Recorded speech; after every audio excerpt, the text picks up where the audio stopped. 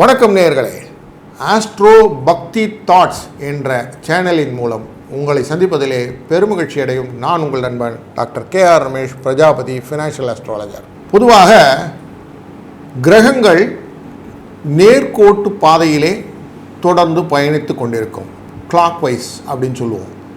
இது எப்பொழுதெல்லாம் திரும்புகிறதோ அதை வக்ரம் என்று சொல்லுவோம். அப்படின்னா என்னென்னா ரிவர்ஸ், ரெட்ரோகேஷன் அப்படின்னு இங்கிலீஷில் சொல்கிறது. எப்படி இந்த நிலை வருகிறது அப்படின்னாக்க, பூமியிலிருந்து ஒரு நம் பார்வையாக பார்க்கும்போது அது திரும்புவது போல மாயத்தோற்றம் கொடுக்கும் என்பது ஆராய்ச்சியின் முடிவு.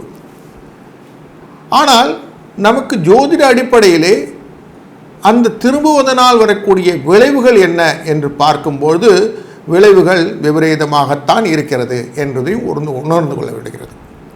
குறிப்பாக குரு, செவ்வாய், சனி, ராகு, கேது இவர்களுடைய ரெட்ரோகேஷன், அதேபோல் சுக்கிரன் இவருடைய திரும்புதல் நமக்கு மிக பாதிப்புகளை ஏற்படுத்தும் அப்படின்றோம். நார்மலாக ஒரு சொலவிட உண்டுல, சுக்கிரன் வக்கரிச்சுக்கிட்டா மாதிரி இருக்கான் அப்படின்னு சொல்லுவோம். அப்படின்னா என்ன அர்த்தம்? ஒரு வக்கர நிலை அவர்களுக்கு பாதிப்பு ஏற்படுத்துகிறது அப்படின்னு தெரிகிறது. அப்படிப்பட்ட ஒரு கால நிவர்த்தி வேண்டும் என்ற எண்ணத்திலே தான் நாம் இப்பொழுது பயணித்து கொண்டு இருக்கிறோம். ரிஷபராசியிலே குரு வக்கரித்து வைத்திருக்கிறார். அந்த வக்கரம் நிவர்த்தியாகக்கூடிய காலகட்டம் இதோ வந்துவிட்டது. வரும் பிப்ரவரி மாதம் 4ஆம் தேதி மதிய வேளையிலே குரு தன்னுடைய வக்கர நிலையை முடித்து கொள்கிறார். அதாவது ரோகிணி நட்சத்திரத்தின் 4வது பாதத்திலே வக்கர நிவர்த்தியை முடித்து திருப்பி பழைய டர்னருடன் வருவார். இந்த கிரகங்களிலே பார்க்கும்போது வெளிவட்ட பாதை, உள்வட்ட பாதைன்னு சொல்லுவோம். எதுவெல்லாம் பூமிக்குள்ளார சுற்றுறது, பூமியை விட்டு வெளியில் போகிற பாதையில் பார்க்குறதுன்னு பார்த்தா இந்த குருவும் சனியும் வெளிவட்ட பாதையில் இருக்கக்கூடிய கிரகங்கள். அப்போது பாதிப்பு அப்படின்னு பார்த்திங்கன்னா பூமிக்கு அந்த வெளிவட்டத்தில் இருந்திருக்கும். அதுவும் இந்த குருவானவர் தனகாரகன் என்ற அடிப்படையிலும் குடும்பக்காரகன், அதான் குழந்தைக்கு காரணம் அப்படின்னு சொல்லுவாங்க. குரு பலம் வந்துட்டான்னு கேட்போம், திருமணம்லாம் நடக்கிறதான்னு பார்ப்போம். இப்படிப்பட்ட பல விதத்திலும் அன்றாட தொழிலிலும் நம்மளுடைய குடும்பத்திலும் அன்றாடம் நமக்குடைய ஒரு வளர்ச்சியிலும் இது இந்த குருவுடைய பாதிப்பு நம்மளை இருக்கும். அதனால் இந்த நிவர்த்தியானது ரொம்ப முக்கியமாக பார்க்கப்படுகிறது. குரு இதுக்கப்புறம் பர்மனெண்ட்டாக ஒரு நிலையிலிருந்து, ரிஷபத்திலிருந்து மிதுனத்துக்கு பெயர்ச்சியும் உண்டு இந்த வருடம். அது நம்ம பிறகு பார்ப்போம். தொடர்ந்து நாம் காண இருப்பது வக்ர நிவர்த்தியினால் வரக்கூடிய பலன். கும்ப ராசி நேயர்களே, கும்ப லக்ன நேயர்களே, உங்கள் ராசியின் உள்ளே இருக்கும் அவிட்ட நட்சத்திரம், சதய நட்சத்திரம் மற்றும் பூரட்டாதி நட்சத்திரம் சேர்ந்தவர்களுக்கு இந்த குரு வக்ர நிவர்த்திக்கான பலன், அதனால் வரக்கூடிய பயன், நமக்கு தேவையான பரிகாரம் என்ற விஷயங்களை தெளிந்து கொள்வோம். உங்களுடைய 4ஆம் இடம் அப்படிங்கிற இடத்துல சுகஸ்தானம் அப்படின்னு சொல்லுவோம். வீடு, மனை யோகக்கூடிய ஒரு வாகன யோகக்கூடிய இடத்திலே குரு வக்கரத்தில் அமர்ந்திருந்தார் அப்படின்னு பார்க்கிறோம். அந்த வக்கரத்தின் நிவர்த்தியானது பிப்ரவரி மாதம் 5ஆம் தேதி நடைபெறுகிறது. அப்படின்னா என்ன அர்த்தம்? வீடு, மனை விஷயத்திலையும் வாகன விஷயத்திலையும் நமக்கு சில சோதனைகளை நமக்கு ஏற்படுத்தி வந்தது. அது இப்போது நிவர்த்தி ஆக போகிறது அப்படின்னு மனசில் வச்சுக்கலாம். தாயார் உடல்நிலையிலே சில பாதிப்புகள் இருந்தது, அவரை பற்றின கவலைகள் மனத்தில் இருந்தது. அதிலிருந்து கொஞ்சம் நம்ம ரிலாக்ஸ் பண்ணி விடுது. வக்கரம்னாலே நமக்கு தெரியும், ஓடுவது போல மாயை. அந்த மாயை தோற்றத்தை குறிப்பிட்டு நம்ம ரொம்ப குழப்பிட்டு இருந்தது. அந்த குழப்பத்திலேருந்து கொஞ்சம் ரிலீஃப். அப்போது நமக்கு ஒரு ஆப்பர்ச்சுனிட்டியை க்ரியேட் பண்ணுறதுக்கு முன்னாடி நம்ம பயத்தில் இருந்தோம். நான் எங்கே நிற்கிறேன்னு தெரியாமல் ஒரு சூழ்நிலை இருக்கும் இல்லையா? அந்த சூழ்நிலையின் காரணமாக வந்த குழப்பங்கள் இந்த தொடர் நிகழ்ச்சியாக ஆவணி மாதத்திலிருந்து இப்போ இருக்கக்கூடிய மார்கழி, தை வரைக்கும் வந்துருச்சு. இப்போது இதுலேருந்து வெளியே வரணும், நான் இதை விட்டு வெளியில் வரணும்னா அந்த தை மாதம் 22ஆம் தேதி அன்று வக்கர நிவர்த்தியானது உங்களுக்கு பலனாக மாறிவிடுகிறது. காலச்சக்கரம்னு சொல்லுவோம். அதாவது மேஷத்திலிருந்து மீனம் வரைக்கும் இருக்க 12 வீடுகள் இருக்கிற அதில் 11ஆவது வீடு லாபஸ்தானம்னு சொல்லுவோம். அந்த இடத்துல இருக்கக்கூடிய இந்த கும்ப லக்னத்தின் ராசியின் 4ஆம் இடத்துக்கு உள்ள இந்த குருவானவர் உங்களுக்கு 2ஆம் இடத்தை சேர்ந்தவர் மற்றும் 10க்கும் சேர்ந்தவர். 2 10 தொடர்புடையவர் 4ல் அமர்ந்திருக்கிறார் அப்படின்னு ஜோதிட அடிப்படையில் சொல்லுவோம். 2ன்னா குடும்பஸ்தானம் தனஸ்தானம் அப்படின்னு சொல்லுவோம். 10ன்னா தொழில் ஸ்தானம். அப்போது உங்களுக்கு நல்ல ஒரு தொழிலையும் 11ஆம் இடமான லாபத்தையும் உங்களுக்கு கொடுக்க வேண்டும். அப்போ தொழில் லாபத்தை கொடுக்கணுன்னா லாபத்தை கொடுக்கலையே சார் எனக்கு அப்படின்னா பார்வையால் கொடுக்கக்கூடிய காலகட்டங்களாக மே மாதத்துலேருந்து வரும். உங்கள் லக்னத்தையும் ராசியையும் மே மாதத்துலேருந்து பார்க்க ஆரம்பிச்சிடுவார். இப்போ பார்க்கலையான்னா அவன் உங்களை 12ஆம் இடத்தை தான் பார்த்துட்ருக்கிறார். உங்கள் 12ஆம் இடத்தை பார்த்தாலும் அவர் 11க்குரியவர். அதனாலே வெளிநாட்டு தொடர்பான விஷயங்கள் எல்லாம், மறைந்திருந்த விஷயங்கள் எல்லாம் உங்களுக்கு நடக்கும். நீங்கள் எதிர்பாராத விஷயங்கள் எல்லாம் நடக்கும். தூக்கம் வரலையா சார்? ஆமாம், கொஞ்சம் தூக்கம் வராத சூழ்நிலைகள் உண்டு. ஒபிசிட்டி அப்படின்னு சொல்லக்கூடிய உடல் உபாதைகள் உண்டு. அதெல்லாம் இப்போ கொஞ்சம் மாறும். கொஞ்சம் எக்ஸசைஸ்லாம் பண்ண வேண்டிய சூழ்நிலைகள் வரும். ஃபுட்டு கரெக்டாக எடுத்துக்க வைக்கும். இப்போ சாப்பிடலை, நீங்கள் சரியாக சாப்பிடாமல் இருக்கீங்க. அந்த சாப்பிட விஷயங்கள் எல்லாம் இப்போ வர ஆரம்பிச்சிடும். டயட் கண்ட்ரோல் அப்படின்னு சொல்லி கொண்டு வருவாங்க. உங்கள் பிபிலாம் கொஞ்சம் ஏறி இருக்கும், அதெல்லாம் கொஞ்சம் இறங்கும். இனிமேல் உங்கள் ப்ளட் ப்ரெஷர் இறங்க ஆரம்பிக்கும். வாக்கிங் அப்படிங்கிற விஷயமே உங்கள் மைண்ட்லேருந்து போயிடுச்சு. இப்போ வாக்கிங்லாம் பண்ணுறதுக்கு யோசனை வரும். இந்த நியூ இயர் ரெசல்யூஷன் நார்மலாக சொல்லுவோம். புது வருஷம் ஆகிட்டு தான் நான் வாக்கிங் போவேன், அதெல்லாம் சொல்லுவேன் இல்லையா? அந்த மாதிரி ஒரு ரெசல்யூஷன்ஸ் எல்லாம் க்ரியேட் பண்ணக்கூடிய ஆப்பர்ச்சுனிட்டி கொடுக்கும். உங்களை கேட்டு நடக்கக்கூடியவர்களாக இருந்தவர்கள் உங்களை எதுவுமே கேட்கலையேன்னு ஒரு கோவம் ஆதங்கம்லாம் இருந்தது இல்லைங்களா? என்னை கேட்டு தாங்க எல்லாம் செய்வாங்க, எங்கிட்ட இப்போ வரதே இல்லைங்க அப்படின்னு சொன்னீங்க இல்லையா? இனிமேல் உங்கள்கிட்ட வந்து நிற்பாங்க, உங்கள்கிட்ட கேட்பாங்க. நீங்கள் சொல்படி, உங்கள் சொல்லப்படி என்ன அவங்க வேலை செய்ய ஆரம்பிப்பாங்க. குபேர சம்பத்துன்னு சொல்லக்கூடிய பூரட்டாதி நட்சத்திரத்தின் கூட தான் இந்த குருவுடைய நட்சத்திரம். அந்த பூரட்டாதி நட்சத்திரக்காரர்களுக்கு வரும் ஆப்பர்ச்சுனிட்டி கேபிட்டலைஸ் பண்ணிக்கோங்க. சதய நட்சத்திரக்காரர்களுக்கு நான் எப்பயுமே பெருசாக தான் யோசிச்சுட்டு இருந்தேன் சார், ஆனால் யோசிக்கிறது எதுவுமே இப்போ நடக்கலைங்க அப்படின்னு சொல்லக்கூடிய விஷயங்கள் எல்லாம் மாறும். பெரிய கார் வீடுலாம் வாங்கணும் ஆசைப்பட்டிருந்தீங்க இல்லையா? அதெல்லாம் இப்போ கொஞ்சம் கேபிட்டலைஸ் பண்ணிக்கோங்க. ஷார்ட் டேர்மில் டக்குன்னு உங்களுக்கு ஆப்பர்ச்சுனிட்டி கிடைக்கும். நான் பெருசாக ஒரு லேண்டை வாங்கி ஒரு காலேஜ் க்ரியேட் பண்ணணும், ஒரு நல்ல ஒரு வளாகம் கட்டணும், அப்படின்னா மால் கட்டணும்லாம் யோசிச்சிங்க இல்லையா? அதெல்லாம் இப்போ ஆப்பர்ச்சுனிட்டி சார், கேபிட்டலைஸ் பண்ணிக்கோங்க. எனக்கு மேன் பவரே இல்லைங்க சார் அப்படின்னு சொன்னீங்க இல்லையா? இப்போ வரும் வேலைக்கு ஆட்கள் எல்லாம் வர ஆரம்பிப்பார்கள். உங்களுடைய தேவைகள் பூர்த்தி செய்யப்படும். நீதித்துறை நிதித்துறை இந்த 2 துறையில் இருப்பவர்களுக்கான ஆப்பர்ச்சுனிட்டி கொஞ்சம் நிறையா வரும். நீங்கள் அடுத்த லெவல் ஆஃப் பீப்புளை பார்க்க ஆரம்பிப்பீங்க. உங்களுக்கான ஸ்டேஜ், இப்போ வக்கீலாக இருக்கேன் சார், நான் மேஜிஸ்ட்ரேட் ஆகணும்னு சொல்கிறவங்களுக்கு மேஜிஸ்ட்ரேட்டுக்கான ஆப்பர்ச்சுனிட்டி கிடைக்கும். மேஜிஸ்ட்ரேட் ஆனவர்களுக்கு ஒரு நல்ல ஒரு பதவி பொறுப்புகள் வந்து சேரும். தொழில்துறையில் இருப்பவர்களுக்கு தொழில் முன்னேற்றத்தை உண்டு பண்ணி கொடுக்கும். உங்களுடைய ஆப்பர்ச்சுனிட்டியெல்லாம் இனிமேல் கொஞ்சம் கொஞ்சமாக எஸ்டாப்ளிஷ் ஆகக்கூடிய ஒரு ஃபஸ்ட்டு கேட் ஓப்பன் இந்த வக்கர நிவர்த்தி. அப்போது எனக்கு வரக்கூடிய பணம் உடனே வந்துடுமானா வரும், நிதானமாக வரும். ஆனால் வரக்கூடிய ஆப்பர்ச்சுனிட்டியை க்ரியேட் பண்ணி கொடுத்துரும். இன்வெஸ்ட்மெண்ட் ஆப்பர்ச்சுனிட்டி பொருளாதார அடிப்படையில் பார்க்கும்போது நீங்கள் லாங் டேர்மில் யோசிக்கக்கூடிய விஷயங்களாக எல்லாத்தையும் பண்ணுங்கள். ஷார்ட் டேர்மில் பண்ணக்கூடிய விஷயங்கள் எல்லாத்தையும் கொஞ்சம் குறைச்சிக்கிடுங்க. பெட்ரோல் பங்க் அந்த மாதிரி விஷயங்கள் எல்லாம் வைத்து கொண்டிருங்கன்னா அதெல்லாம் கொஞ்சம் ஆப்பர்ச்சுனிட்டி பற்றி நல்லா பண்ணி வச்சுக்கோங்க. உங்களுக்கு நிறைய இந்த கேஸ் ஆயில் ரிலேட்டட் மேட்டர்ஸ்லாம் பெனிஃபிட் வரப்போகுதுன்னு எடுத்துக்கிடுங்க. ஒரு காலகட்டங்களையும் நீங்களே செதுக்கி கொள்ளலாம் அப்படின்னு ஒரு ரூல் கொடுத்தாங்கன்னா உங்களுக்கு கரெக்டான ரூலாக இருக்கும். அதனால் நீங்கள் அதை செதுக்கி அழகாக உங்கள் வாழ்க்கையை நீங்கள் வாழக்கூடிய ஒரு ஆப்பர்ச்சுனிட்டியை இந்த நிவர்த்தியானது உங்களுக்கு கொண்டு வந்து சேரும். சரி, நான் எதனா பரிகாரம் செய்யணுமா அப்படின்னாக்க அவசியம் செய்யணும். நிறைய அன்பர்களுக்கு இந்த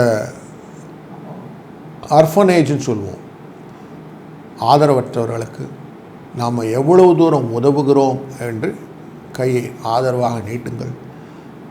அவர்களுக்கு உங்களால் முடிந்த வரைக்கும் உணவு, உடை, மற்ற பொருளாதார வசதிகளை ஏற்படுத்தி கொடுங்கள். இவர்களுக்கு கொடுக்க அது 10 100ஆக உங்களுக்கு திரும்பி வரும் என்பதில் ஐயமில்லை.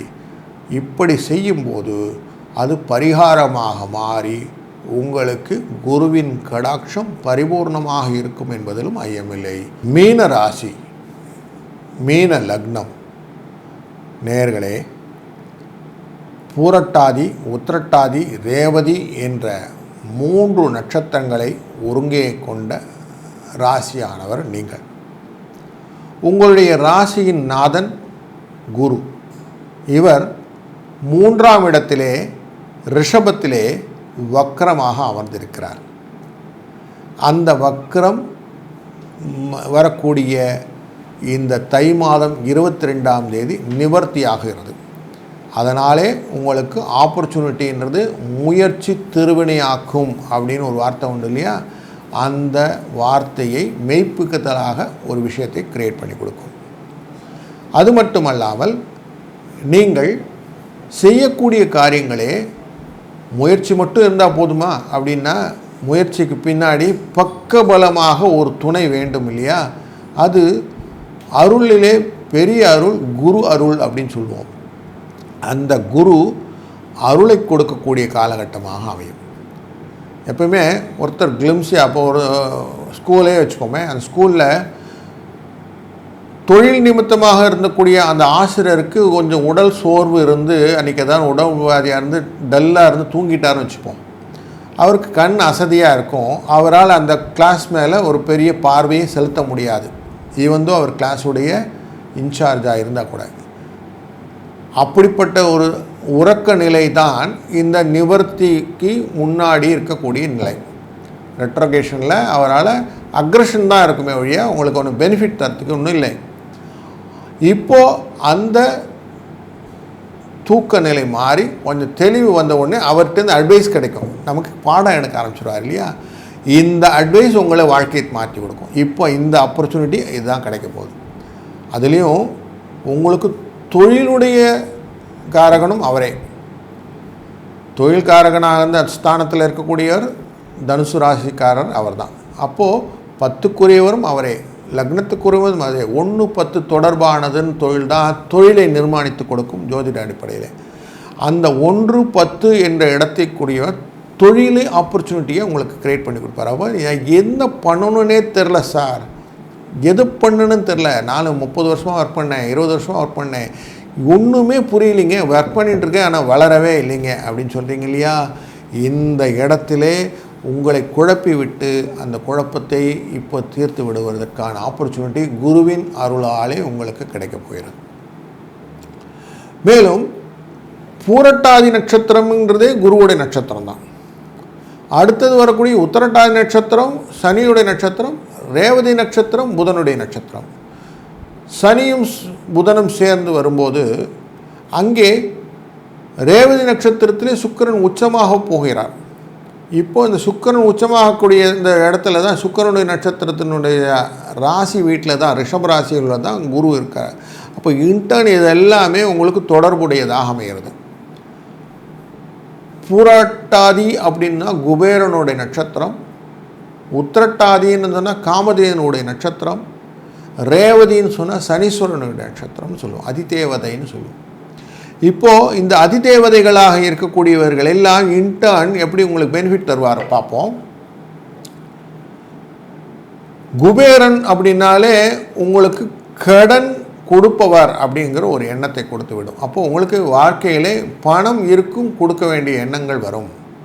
மனசு அலைப்பாய்ந்து கொண்டிருக்கக்கூடிய எண்ணங்களை கொஞ்சம் மாற்றி பணத்தை பற்றின சிந்தனைகளை உங்களுக்கு கொண்டு வந்துவிடும். காமதேனுன்னா நினைச்சதை கொடுக்கக்கூடிய விஷயமாக மாறும். அப்போ ஆப்பர்ச்சுனிட்டியை கிரியேட் பண்ணி கொடுக்கும். ரேவதி நட்சத்திரம் சுக்கிரன்னு சொன்னேன். உங்களுடைய மனைவியாக இருந்தால் கணவனாக இருந்தால் மனைவி, இவங்களுக்குள்ள பரஸ்பர அன்பையும் அவர்களுடைய நேரடி இன்டர்வென்ஷன்ஸும் உங்களுக்கு கொடுக்கும். தொடர்புகளையும் உங்களுக்கு கொடுத்து அதனால் வாழ்க்கையிலே பணப்பிரச்சனையிலிருந்து விடுவிட்டு கொடுத்து விடும். இதற்கான முயற்சிகளை நீங்கள் செய்யக்கூடிய காலகட்டம் இதோ இந்த பிப்ரவரி 5ஆம் தேதியிலேருந்து நடக்கப் போகிறது. இதுக்கப்புறம் எப்படி இருக்குன்னா ஸ்ட்ரெயிட்டாக இட் மூவ்ஸ் டு மிதுனத்துக்கு போக ஆரம்பிச்சிருவார். அப்போது உங்களுடைய 5ஆம் இடத்துக்கு மூவ் ஆகிட்டார், 4ஆம் இடத்துக்கு மூவ் ஆகிட்டார்னு அர்த்தம். 3லேருந்து 4க்கு மூவ் ஆகிட்டார்னு அர்த்தம். 4ங்கிறது சுகஸ்தானத்துக்கு போயிடுவார். அப்போது அங்கேருந்து 5ஆம் இடத்துக்கு அதிசாரமாக கடகத்துக்கும் போக போகிறார். அப்போது உங்களுக்கு இப்போது ஃபஸ்ட்டு ஸ்டேஜ், ஃபஸ்ட்டில் ஒரு opportunity to move from red to green, பச்சை விளக்கு காட்ட ஆரம்பிச்சிட்டார். கொஞ்சம் உங்களுக்கு ரிலீவ் கிடைக்க போகுது. சார் எனக்கு 7.5 சனி சார், அதெல்லாம் வரப்போகுது சார், பின்னாடியே லக்னத்தில் உட்கார போகுது சார், நான் என்ன சார் பண்ணுவேன்? குரு கடாட்சத்தினாலே முயற்சிகள் திருவினையாக்கும் என்ற சொல்வடையினாலே உங்கள் முயற்சிகளுக்கு எப்பொழுதும் பக்கபலமாக குரு இருப்பார். இதை நம்புங்க. குரு உங்களுக்கு ஆப்பர்ச்சுனிட்டியை கொடுப்பார். குருவை எவ்வளோ தூரம் நீங்கள் பணிதலோடு இருப்பீர்களோ, நம்ம என்ன சொல்லுவோம் நார்மலாக ஒபீடியன்ஸின்னு சொல்லுவோம். எவ்வளோ தூரம் ஒபீடியண்ட்டாக இருக்கோமோ அவ்வளவு தூரம் குருவின் கடாட்சங்கள் உண்டு. அதனால் குருவை தொடர்ந்து நாம் ஒழுக்கம் திருவினை ஆக்கும்னு சொல்வார் இல்லையா, அந்த ஒழுக்கத்துடன் இருக்கக்கூடிய பழக்கத்தை கொண்டு வந்தீர்களானால் உங்களுக்கு வாழ்க்கையில் இதை எப்படி நான் புரிய வைத்ததுன்னு பார்த்தீங்கன்னா, பொருளாதார அடிப்படையிலே ஃபினான்ஷியல் டிசிப்ளின்னு ஒரு வேர்டு உண்டு. நான் எதுக்கு செய்யணுமோ அந்த காரியத்துக்கு செலவு பண்ணுவேன், தேவையற்றதுக்கு செலவு பண்ணுவதில்லைன்னு ஒரு ஓத்து எடுத்துக்கணும். நீங்கள் அதை ஒரு உத்தரவாதமாக எடுத்துக்கொண்டீர்களானால் உங்களுடைய செலவுகள் கட்டுப்படும். ஒன்ஸ் செலவை நீங்கள் கட்டுப்படுத்தினாலே அதுவே வரவாக மாறிவிடும். அப்படி ஒரு ஆப்பர்ச்சுனிட்டியை இந்த நிவர்த்தி உங்களுக்கு மனதுக்குள்ளே பூர்த்திவிடும். உழைப்பதற்கு சற்றும் அஞ்ச மாட்டீர்கள். உத்திரட்டாதி நட்சத்திரத்தினாலே உழைப்பதற்கு அச்சமே இல்லாத இருப்பீர்கள். அதுவே உங்களுக்கு ஒரு வளர்ச்சியை கொடுக்கக்கூடிய காமதேனுவாக மாறப்போகிறது என்பதும் திண்ணம். அதனால் உழைப்பே உயர்வு அப்படிங்கிறது மனசில் வைத்து கொள்ளுங்கள். கஷ்டப்பட்டால் காசு வரும், கஷ்டப்படுவது தப்பில்லை, நஷ்டம் இல்லை அப்படிங்கிற வார்த்தையை மனதிலே ஆழப்பதிய வைத்து கொண்டீர்களானால் இந்த நிவர்த்தியிலிருந்து உங்களுக்கு நிவர்த்தி உண்டு, அங்கேருந்து வளர்ச்சி உண்டு, புது புது பரிமாணங்களிலே நீங்கள் வளர்வீர்கள் என்பதிலே ஐயமில்லை. ஏதாவது பரிகாரம் செய்யணுமா அப்படின்னு கேட்டால் எஸ், ஏகாதசி அப்படின்னு ஒரு பௌர்ணமிக்கும் அமாவாசைக்கும் 11வது நாள் திதி பேர் ஏகாதசி திதின்னு பேர். அன்று முடிந்தால் உபவாசம் இருங்கள். உபவாசம்னா சாப்பிடாமல் ஒரு பொழுது இருக்கிறதுன்னு வச்சுக்கோங்க. அப்படி இல்லைன்னா பக்கத்தில் இருக்கக்கூடிய ஏதாவது கோயில், அதுவும் ஸ்பெஷலாக பார்க்கணுன்னா விஷ்ணுவுடைய கோயில், பெருமாள்னு சொல்கிறோம் இல்லையா, அந்த பெருமாள் கோயிலுக்கு சென்று அவரை வழிபடுதல் மிகவும் முக்கியமாக அமையும். அப்படி வழிபட்டால் என்ன ஆகுங்கன்னா, இந்த குபேர சம்பத்துன்னு ஒரு வார்த்தை சொன்னேன். குபேரன் கொடுப்பாரா, பெருமாள் வாங்கிட்டாரா அப்படின்னு உங்களுக்கு தெரியும். அப்போது பெருமாள் அந்த கடனை எப்படி அடைத்தாரோ அப்படி உங்களுக்கு அந்த opportunity to settle all your debt, கடனை அடைப்பதற்கான வழிகளை வகுத்து கொடுப்பார் அப்படிங்கிறத மனசில் நல்லா வாங்கிட்டீங்கன்னா இந்த பரிகாரம் உங்கள் வாழ்க்கையிலே பலவிதமான புதிய பரிமாணத்தை ஏற்படுத்தும் என்பதிலே ஐயமில்லை. வாழ்க வளத்துடன்.